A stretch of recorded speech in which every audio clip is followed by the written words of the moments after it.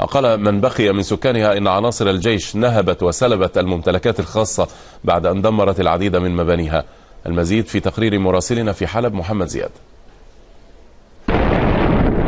من هذا الطريق تبدأ حكاية مدينة عزاز في ريف حلب، ومنه انتهت حكاية 90% من سكانها ليبدأوا معاناة جديدة مع الشتات جراء القصف الصاروخي مما يوصف بالجيش الأسدي على المدينة طوال 3 أيام بلا هوادة. مثل ما انكم شايفين عندنا في منطقة عزاز تهجرت الناس، فضلت البيوت، الجيش الأسدي دخل على بيوت، نهب وسرق وحرق وكسر المحلات. هذا الشارع شارع الألبسة التركية كان أول على طول مليان بالزباين، زباينه من كل المحافظات.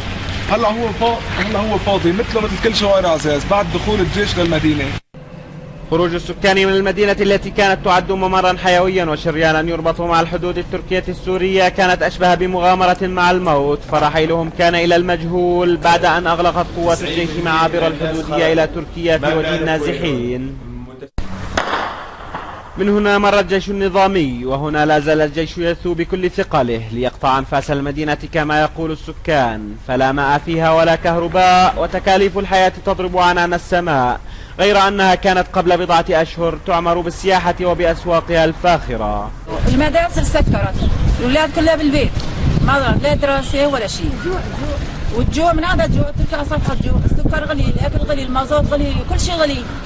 قصف لمدينة عزاز واجتياح عسكري وتدمير للمنشآت العامة والأسواق، أعمال لا ترتقي إلا لقطع أنفاس سكانها، ومن بقي على قيد الحياة يبحث بين ركامها على كسرة خبز لكي ينجو بها، هذا إن نجا من قصف وطلقات الجيش النظامي. محمد زياد للجزيرة من مدينة عزاز الحدودية بريف حلب. وقد بدت آثار الدمار واضحة في مدينة القصير بريف حمص.